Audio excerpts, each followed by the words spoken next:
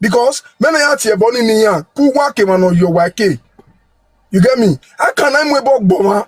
May I go here donona. What's the name? What's the name? What's the name? Like platform. Eh, my die platform nickel. You can't anybody platform. But that's why I'm way out here born. Don't way back bene. Me tip climb a platform in Yuri. Yagwalowa. I'm way back bomber. Who ya gwa no get ya we? Unu ya roko eni. Who we buy at here gbe we no ya gwa no get ya we? Enu do alele kona. Do alele media do gather here do. Evie do na we gather na ena agbesa. Mama ena jole want to know where gbegun o ya fi pegie do fi pegie do because I fi pegie do na or dima manivie do because only you believe you wait or dima here fi pegie do ere no pa we here ni bunwa here fe no fi pe na e ti ati ebo ni ma because here mama here ga guma gbon ya fi pegie do de ma do ta lo yo do ni ayi ta lo amebo gbe yore ne yore is finish okan no kan na ati ebo no ta le no kan no gan ta lo we no ta le no gan ta lo wa but only the problem no ro we the problem is showing everybody see what is happening when you re ba ni eyan ha na amebo gbe ana to make I mewe yin na amebo gbe yin ni aye o make ti ka mewe me ne boya nwina e gbe yan na o ji mo fi na ko ka me yo ni egbe na we are going on you only you na meruwe gbe only to boy we are yin may dey okay you get me to be yin ma dey okay yin fe hospital ni yin mi ni akun mi yin ke ni yin medical ni yo yin but yin taladian yin rede ma ve push ma ve na me big problem yin pushing you we matter na any agele tie plus already the day eso ke Nigeria call the gbe won no way I go no way I dey store key no way I dey store Obama market way out here no way I go the business work why you take your platform why you already agbe key wa born because the key bring one pay 3 or wakaye any year phone and you make ready do one work you the way out platform you re bani wa ta lo wa ni si go man that like we board me I voice here we are yes we na me we bo na eso no ready ani me ye mana ihe ibie ka de yakin Oka picture ni ya ni amule palian eso rema na e oni meje na e de karu we ave dede no pe na ebo ogbu yore do kinodo you get me e bono worry yan ni e asan yan ma mi ige mama nyashi ni oni eveni ya vie because all the expectation is dead that's why they go the enemy camp here razed do na that maybe we gbo we no ban because here we yogi big gbo here the lage block here le ya kian avec na 90 boni bi do ai mama nya so do kina kian e o ma na gbe oko na de agbe u ya gwa ori wina o again egbe no da bi okoko mo enwine we ni ke ya arrange life here o mu ya e o ke o ta platform yo re monitor net ya ta lo wa ni ya gwa le dede u mi ma no we ke no ya we gwa lo pia gwa lo ku o ave ne gbe wo na we di o ma no ri ko ba ku ne gbe wo ne gogoro gbe na kan ya gian amunu ne eni ole platform u mi awi pe ani agun no young boy aka young boy go to yore wi ke yore gwa lo ko niyen doko no mu na ko 50 years abi ko 60 years e ba me na mi am 60 years in never pe to pe 30 years force e mu ne ale gange yan kan gwa le kan yan kan awu o yan de platform ge o do wa gwa le pe of yo ni yan be gbe ni efo ne ti yan mare you get me yan mare ọmọ àtìyàrá yẹn tìyàrá ọtí àwọn sì wẹrẹ yẹn abẹ́rẹ́ family ọkẹ́ family level wa ọtí ẹ̀nọ̀rọ̀ wa ọ ìgbàlókun ọ̀nọ̀rẹ́ mà náà ọmọ náà tí ẹ̀nọ̀rọ̀ wa ọ ní asọ́sọ́ yẹn wa ọ yìí yẹn ọ̀nọ̀rẹ́ mà náà ọ yẹ asọ́sọ́ yẹn abẹ́ family level Nàìjíríà ọ ìkòkí yẹn ọ yìí yẹn abọ́sù ọ̀nọ̀rẹ́ mà náà máa dé school bí ẹni yẹn yà lè ráyé yẹn akókì go múni yòrì yẹrẹ yà abẹ́ family yẹn yà sẹ́ gbé village ọ̀rẹ́ ìnà máa kéde village yẹn yìí abẹ́ dèdè náà ìyẹn àrẹ̀bà yẹn ni wà tá wà yẹ mẹ́ wọ́n yẹ wẹ̀ wọ́n ọtẹ bọ níbi ẹdọ ọyẹwẹ edede ìwà k'Amẹ́ríkà ìwà kọ náà àwọn ẹgbẹ wọrẹ nù nìyẹn gbọ Amẹ́ríkà ní ẹyà àríwá ìyẹn yẹn èmi ní iye àti yọrẹ yé edede àti yọrẹ yé wọ́n òwe prophet yìí prophet ní owó gbọ́ ológógóró prophet ní ológógóró prophet ní ológógóró. I just tired. You get me? I just tired. I can't go back one money. It's so much money. Who was that? What is here? The man, your man, okay, can another stage in Nigeria. Yes now. Yeah, Pemakuya. Here yo. Here yo. Here yo. Here yo. When me here the ticket. Here yo wa. Ọmọ abẹ́rẹ́ gba àgbẹ̀ yìí ìdè Nàìjíríà lè ní àgbẹ̀ fún ọ. Nàìjíríà sọ̀rọ̀ wá ní ìwòsàn náà wẹ́gí rẹ̀ ìfẹ́ gẹ́gẹ́ kọ́ mẹ́rin ajáde o. Well, me you're the all this figure. Oh, what any egbe ye, what any egbe? You mean na agyo wa. E ba na nwuna mana. O ga ari wa ari wa. Ala omo. What do you want? E ba na nwuna lo. Eh, me na mo go fe. Ya do wa. No go Nigeria. O tell me. O we so talk. Happy more than Nigeria. Ime ga happy me arowa. Iwe mama ala me okwo padere ya ma wana nia. Iyoro mai okwo ni gete re okwo ni magba. Depression prayer okwo ni. Iyan ri kun okwo ni mana. That is some other for even mo no bia na. When you ya me say na te money no gba legbe. Again ya check yan do we okwo ni re magba.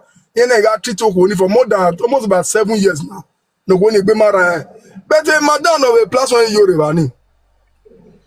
Iyoro mai madam o ni ki wa no ga gbon be na re magba orikun be mana o e mo se mana e ni bono lele ki mana iyore e ba no na wa mu madam be ba ni o ga gbon be na iwe be mo re ma be gba o ya o yo be gbon be dian na ye bi apo boyo e mama wa gbon se mama na no na mama that is the matter Iyore that is go destroy many people, but have young people now when you ask ya. Have mama nyashi or do ekinodo. Be have been we me ba na be born no gbene. Ne gbe mari oko. You believe God will you born here. Iwi no kwa wa mo so ne. Iye lele kene kana mi we ni ya kan woni. They ready to carry out toto for which okovu. Ajeba. Doko ni yore mu no ma. Ege ba e de ya kin. Bakinga je baba ya gwa lijore uga won iyo no mo kwonu gbe yore mo do ijore no le romo nu gbe yore me o ma ma de you know see there de ba ike ni ogi yore ba ba ke ma ike ni ba ya na Owo ya kama me ihe na gbe ije no kwa kwite no kwa ihe na we no we de na de ije no kwa invest eje wo kan we kia ne mi anu no la olu be ba gbon be we kia ne invest me na ki ko mo na si de se e gba gbon When I wheelchair na if you can now wheelchair na go seven o ye o gwa me na gwa let na kwa ba na wetia go na wetia go bi me ye na ka ma bi je na kwa mo sese no let me wa Mene baba tabania owo kan kere obi o kan tun yin ave teke ya ti eye Iye o wa mu ke gbu wa iye. Ozu ya kere no ma e ho. Wa. No ma e wa kia e to no ma e ni ro pa. Nothing. Vere to ya kia e o vere to ya we mi e o nothing no e wa ya ti e iye. Wa ya ti e iye no wa.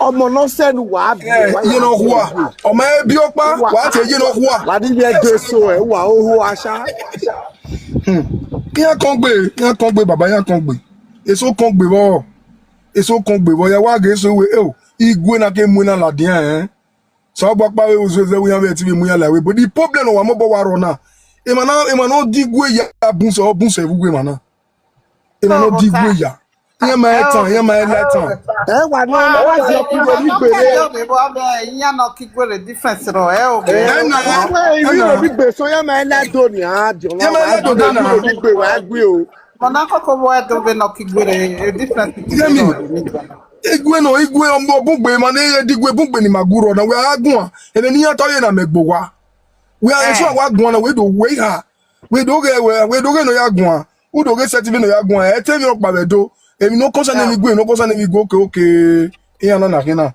then ona so no ka ye school no ka ledo no ka ade webo ona ma fi over do ona wa ade webo direct they don't no rita all the word in san ibun so na iya ma ledo de ni ledo fi ni ledo no ye fi pe do na ni ledo ni ye fi pe do ni me ledo ni because it's so my can gwa ni ye say it's so my can ring road ye when wa mi yana ma do age ma ge ma ga gwa ni ye na do ye ma na what and wa na ye ba we ma na ye ma na o ma won ni ma na tell media na so na we do a pick you okay ma na ring road e ma na e tell de ma na new bini ye ma mi ropa o say we so nu we ata mi ya oni ado settle ma na o di gbagbe ni ya wa oni ya wa ri ya wa bi wa gbale baba ka ye tale ye vaka ye tale no kan ya ni ye we o ma kan ya ma we o ge ni mi asi argument o ti e bono ma pa wa ni idigu owo ni edigwe owo ni e mo no mo be time e de na mu ya kigwe re e de no ni amu ya la e play le Lagos yes na e pa Lagos sorry e de na mu ya kigwe pa ni e wa gbera e rigrodi o gbera o wa e o e wa gbera ogoneki o ye wa lo ke o fo mi ana bere ani Libya o ye ya la plati le Lagos o fo ye ma when wa mi so na wa motazire ana won aga vian legbe Libya ni oye na vi oye na mepe parubara oye na ya de parubara ga mu legbo ere ya vian ai wa so ma de ta we avian ke village re ye ma ta na me ya ta e village na vie so awa oya na wa e so ma vi adu awa ni ala ni uwi moto mu ya gbera ye ma di ya se kan ye ma mara di ye ma mi ropa eni e wa gbera we ye mu ya se border na you the passport yan bo ni ya ta yan even me na we de ana me we ni na ta mama we go no the passport we na kina e passport na ni na ro na kina akon ni na o give me baba na me dey say 2 minutes the police go down di ma yala kan the passport ni ona ke ba ni atie gid ma re brother there no one ita ona we get passport ni me ye nu we e we nu ta you know ni echuke ma ona ne ma na we get passport ni me nu we no ina be o gba na we di passport na be tie ni e o ma ni na gbe passport you get me big girl di owebo have yan bi ma de be gbo wa mi yan be ni o be te mata ma we edigwe again no nwa be tan we mi be gbo we be understand we fi o se be gbo na ni nwa we di na we black at yan be na amwe kofi ya boys ni buya la webo na you get me then yan le wana na ya me ke na te boni bi edo ya uta ibani mi ya ma mi ropa ijore just like ijore to boy vie digwe no you understand not be normal human be boy we grow for 1000 na ijore place and go sit down what they do what they do there ogba o mo ko no ma ono ga mo ko no ma se we ga de on gbe ma oko o ga de gbe ko no ga mu no ijore na mo ko nu we wona mo ko no ma o ko ha je ko ni bia nu we o ko ni abia nu we ha gu we ta o mo nu wonya wari plason yore o wa ti e wa igwegun e ti gugwagun weregbe o fi pegi edo oni gi di ma be gbo ni emi ropa fi pegi edo ma fi pegi edo ni emi ropa bet we to yore to bo ebo gbe ni imeta ebo gbe ni mi am gonna tell you yore imeta ebo gbe ni you no fit insult bini people or you ati ebo na ke no ma concern ni we oni o concern ni we a o ma e we u ti ebo na village we u ti ebo na no gi we ojo we re wa why concern ko we go right turn na mani do my do bu we adiko wo we do ko wona gele we do wo ma wa tu wa na gu wa gbon mo so ati ebo nu mo so nu ya ati ebo ni baba no gun gbe wa gbon eme ebo iro gbon na ke ebo na mu bi yoro nwina no ready me bege onwina ebo na mu bi yoro nwina de nwina metumeta ma we ebo na nwina obi obo mekin ebo ni nwina abo wo na ebo ya nwina ne boga mo hu to no yo boy again to wa gere bo nwina o e ko we kere ebe ni ye wo wa ni no the ade o se moroko o we ladian o won o ladian o wa re o ni chemical ya leave chemical is living with chemical medicine pasteur ya vie wa re ba ni wa gu yi mo fi wa ge ma na ka mo bogbe do mo bogbe akpolo to ya mo bogbe da we boy nwina e ba ma na nwina won go zo na nwina nugwe e boy nwina de bo na nwina yi Ebene bomana don't we Jesus Christ ro. You understand? If you say juju no day, Christian no day. If you say juju no day, Muslim no day. Waga ziba ne wawe bon wina. Be waga mwe bogbo waga mwe bon wa. Onwa na won wasa waga si osa wa bon wina. Kedo de me bogbo ma. Ye tie bon ma. Ye o na bi egbo ma. Be na mu bubu e kan wina. Oya e. Oya e. No wa disiba be mugu no re ba ni. Awo zuo ni. Wọ́n yà bẹ dèdè iná ká zuwọ́ náà ká làwé bọ̀ ní èso yíyan gẹlẹ̀ zuwọ́ àwùwẹ̀ yìí ọ̀sẹ̀ yẹn náà lè lórí ọ̀kà kéde kíyàn lè lórí ọ̀kà kéde kíyàn pọ̀pọ̀ lẹ́lu wa sùwà lùpẹ̀ bọ̀ kíyàn sùwà lẹ́wù pẹ̀ bọ̀ ẹbẹ̀ bọ̀ ní wà á wẹ̀ gbẹ̀dọ̀ ọba wà gbẹ̀dẹ̀ àgbọ̀ wà rí abẹ́ wà á gbẹ̀dọ̀ ọba ẹ̀ wà á gbẹ̀ wà rẹ̀ bẹ̀ ní ẹ̀bọ̀ ẹ̀bọ̀ náà má kọ́nsẹ́nu wà ẹ̀bọ̀ náà ẹ̀ gbù wà ẹ̀ fámìlì wà yẹn tó bọ̀ ẹ̀ yẹn wẹ̀ kéèké náà fi ẹ̀ àmọ́ ẹ̀bọ̀ gbẹ̀wọ̀ náà yẹ gbà yà ọ̀tá yẹ̀wà ni. Ana tiẹ̀ bọ̀ n'eru wẹ̀ sef ọ̀nà tiẹ̀ bọ̀ n'eru wọ̀ sọ́mọ̀nù wẹ̀ gbẹ̀ wà ní tuta àmọ́ ẹ̀wẹ̀ ayà tiẹ̀ bọ̀ n'edo where you go to Ivan, near one of you wa, or one at your bonnet wa, where you go on the altar. What might you marry in Wuna Magba? We even walk whatever the Nuna Magba. Lao, Gimagua, you won't one like a. Why is your family one? Well, Lily Palace, why are you here? Then where go to Aniba? I had Mamma Yash no good bay. Mamma Yash one me good one, and Mamma Yash no waro. Because here the problem now, Mamma Yash why the problem. You want to lay you to tell me here. Here you bandits. I'm Manyashini. They are all like bandits now. Anywhere not here, but not doing here. I'll tell you where money. Mama Nyash the problem. Eh, my way. I mean, group we here no Lenia kana. They are all Mama Nyash because kina work be near wafia yokia. Here wafia yokia. Here you near you wafia yokia. Here like kiwanik party bonik bia. What they cannot bonik bia? Because you go get near take away when we get there. It means only a yard right now. And yet only my marry here. Here me kana watch bonik bia. My body na work bia yawa. Because here my bia bia here not you bia. Mabani awa, ima yari ya bona do gwaligo. You get me? Ma yari bona do gwaligo. Oma kama ekeno waka kan sebe webo. I was zo down on my mana. Ya gwaligo gwalebedu ya gwalinguna. Awa uta. Ekina me gbene, wa like your way. Baba na keso eh. Ekina me gbene, wa we gwale your way do. Wa ya ta e place on yore. Why ya we come about wani? You why have with business here in Nigeria? You want to do my kinore doni FF. If you go here, the level store no working. One other one on go magic party one way at the store. In winner kick one. Where the level store no revenue beneath the no revenue growth in it. Now I mean, why we do? What type plus of mana? Elia no bana mao, Edo Biana, Edeke, Nene Ladia well, Ediane Moon Ladia well. I was Zuo. The man of Ladia Wia.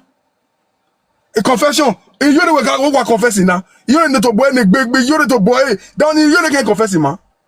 So you don't go, you why Jesus Christ in Uwa. If you do so, Warao was Wogby. Was Wogby. What big I don't know, what to the one to the middle of one here. Was Wogby. And they all why a family what when me and I respect the family. It's so many days family. I tell about a plus on you river. I tell you out there plus on you river. Emi rock by run here already agbe. Ebo. I tell off on Mama bring me up. Mama do this one. You already talk by you see? Any idea going here do you? You get me there do you? You already talk by. I can know who are talk by. Without being told, say woman that language is a very bad language. When we can have me talk by. Why am I in Yokbia? Where you want to go here? Oh, what be my day? I don't you can't drag your banner.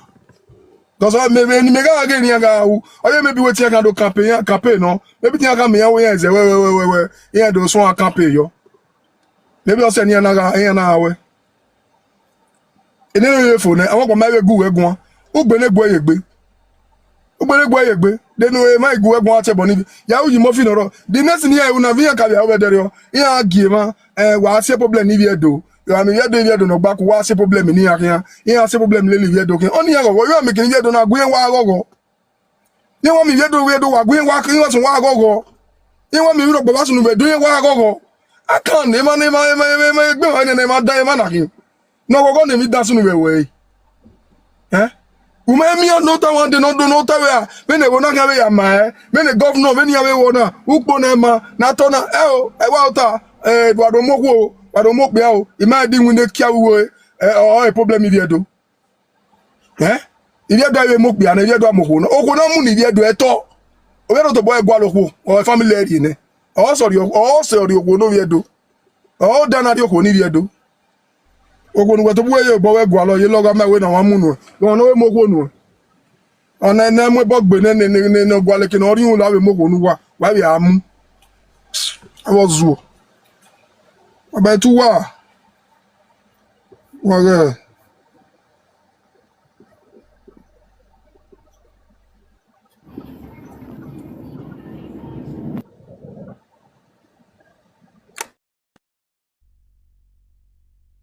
ne ata we me century na ye na okwoba igwalo oda mi ya tini ne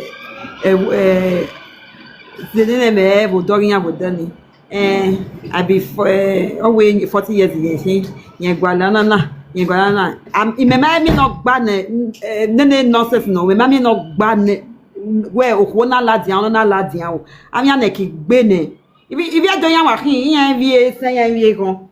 If you don't want him, if you do patake yan him, na de tori ba ni. Yan him. Yan le ki gbe, yan we yan gba lodo. Egebe ni ana gbe na mo bo mo we, u meti ladian. A ron pa we yan ke platform hando mo donu. Odo ni ma emi emu yo wa yan hando mo no.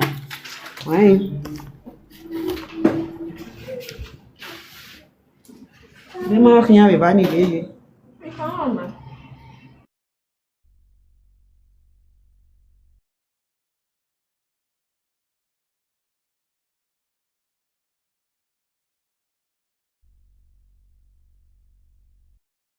Sure.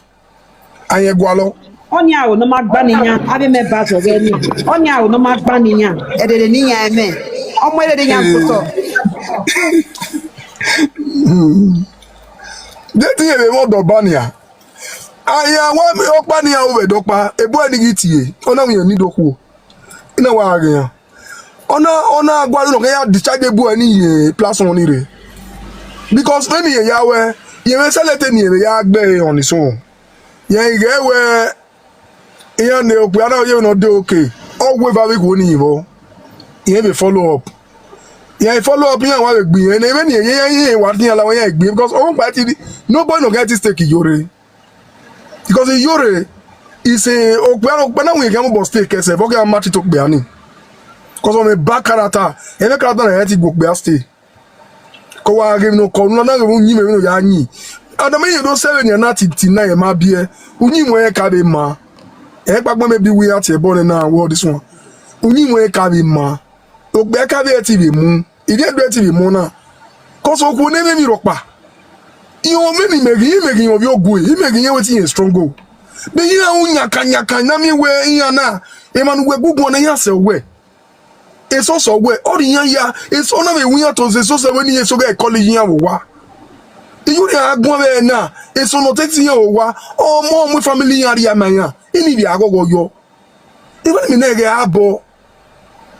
Ewe eti yuwe ijuwe ni edema iya wa gbon eni na ogwa iye family o mo wa lawe family ma ede o igwa lawe family o ma ni o wa so agbon ni how ejuwe na ati fun we ma bo me iye but wuwe nu e ma o iye ere ya we mi wa ka mo we no o iye no bi obi ijo de place on na ya settle mo bi iye amu iye ari ba ni and the settlement no settle mi ropa o isi problem yan wa ni no si yan any ya problem yan I don't know. This thing if you don't now, what man stop this problem will cause in Negbuwana. Agboya de okay, no wake ya complain here. Agboya de okay. E no do ma se bagbona, e wan wa ya gbasun e de okay. We ya not here. E wan the problem is you. Na wa baba na we makama ma we. Ye be ati be kian kere ni gabu gabu.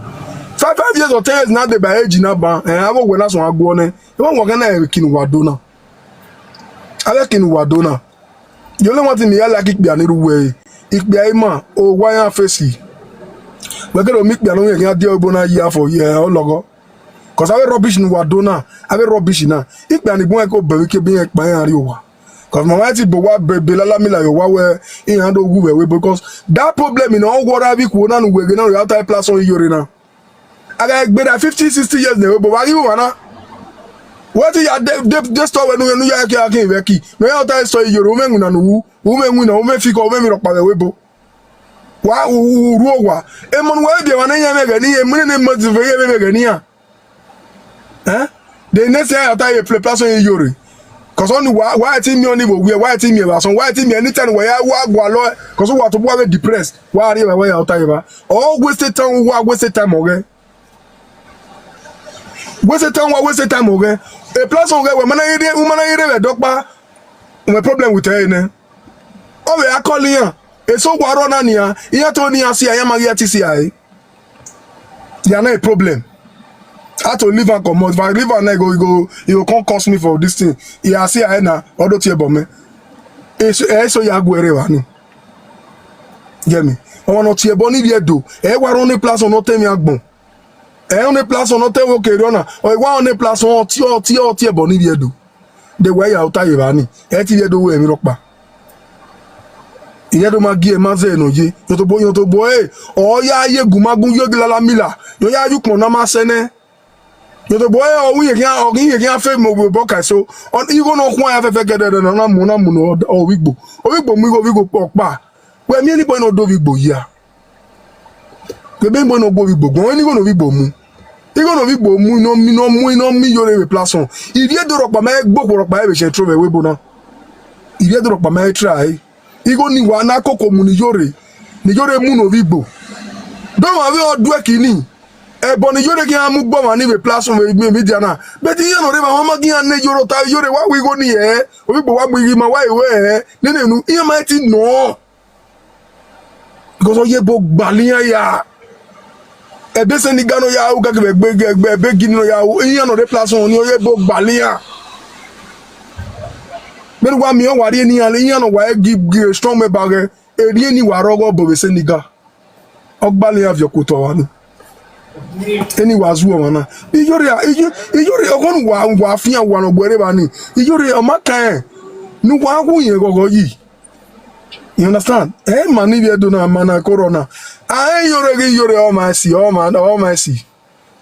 na we bogbo na kiane ko wa wo wa backman awoku owa backman ebe di kan dey run on the television on wa celebrate ba nu wa ke this one no just be human be this one na your mumu ebe di kekan family years in Europe wa dey bedi wa we mu ebe di wa we video wa we aso e magbon ya eye me ebe di na aberi udi moto kusana iwo di moto we give we iwo ara we ni we awo we yeke imoto nu we ade imoto ye na akusana agbon ya di moto agbon ya di moto akusana imoto na ye drive license yafi oye na e Vespa onu fi wa we si maka obi yo ni bi ya agbo mama family years in Europe olelebo ogwebo stay ne wo igwe gbe ma ye oko wo egbe yeyan awon me ni yore yin yi go ni ma gere umo monu koko umo anything iwu no pe ya no me mi o pe wa ogada plus on yan mo pe anu wa ta yiba ni wa ke yore no mo pe anu wa lo pe no munu wa de gbo pe anu wa gwa lo abi ko wo ifu edo wa ye ba no mo ko pe anu wa e mo pe anu mu no ma mo gba no mu no ma wo gogoro kan munu wa wo gogoro le kankan ya mo stambe kaka iwa ya mo kle kaka iwa gbe e mo wa kan bi e wa to wa be bere ni mi ya kan aye we o ma mi wa ile lewu yoro kan lele ni yoro mo no mo ko no because me family o ma ko o ti gbogbo gun yoro mo ko no we prophet you pa obo na we prophet o Jesus Christ o what to ma get to be confused emugu na ti fi fon wan na wa fi wa fon wan na emugu o be mu wa fon wan na me wa ge we wo drama no na ati mi say Jesus Christ mi say babo wo pa saveva wo pa na do pa we ta wo bo na gi o ai yen jan yes ge unu enia you be turning here. Only be expire ni. The gbebo nu wega. Wokpa because of believe you do the sorrow. You like a bogbe. Also not being united deceiving you na. You want me can wear a bow. You to let more. You to let more river. A pastor get to church we bona. If you don't pack you ni. Eti ya go so bo. Eti ya you buy when you can get go so bo. They are just there, just be looking. Nothing they are doing there. Here man so about meeting aga. One near about what you are you. You are you. Here man near over. When you do preach, we can go to the table. No, no, we can church today. The better church na you really. Ono ma sa you no ma mi rokpa. O so ba ma obo ma. Or if you obo, okay, or boy can all question obo. All go any how. Iwa ge no telephone na. Where ti wa bo the ticket or wire mu ja ko bo face to face no gun agwan how. We dem are we bo. I want the telephone agwan here. Won nu tiebo no gwan here na. E ti bu ya de. E ti we rokpa. Telephone na gwan. We drop the telephone we can ba we. I say ni na dock ni ado na. Normal ground, e wan gi yore dock no doni. Wan get down. I mama no form ni vit me fancy ba ni. E mama no form me fancy ba. Normal ground. E down mo. You get me? E down mo. But based on say we born on a law this one, and if you insult anybody, all say agan what you agan, why you got that way agan? What you agan? Oh, ogun te boni bia, o te boni manik bia. Me do agni akpo boyo we. Agan no ma bie. What you agan? Cause you know the manik bia ni time maybe I tell no we din e ma yen. Okon no ya tale no tale anybody okon no ya te. Why wa ti e no waro egbe now? You know waro egbe. Ebo wo ewe di oni. Ebo oni ma tagi na. O me. Una de na ko ba gbe yoro. Ijoro ma gbe yoro fi. Na ni ko ba gbe. O wa si aye yere. Vie. O ko pa de ro na mama blue. Wa si aye. E yan gbini ni bo amu ni gbini yobo. Imon we gbini yobo wa mu. Iton wa si aye. Na so pa wa yakina. Wo ma ti wo wala diana. I'm Mama Nyash. Apart from Mama Nyash, I don't buy on Yuri no Guava. Mama Nyash also support Yuri. I'm Mama Nyash or do it. It was Baba Yalawa.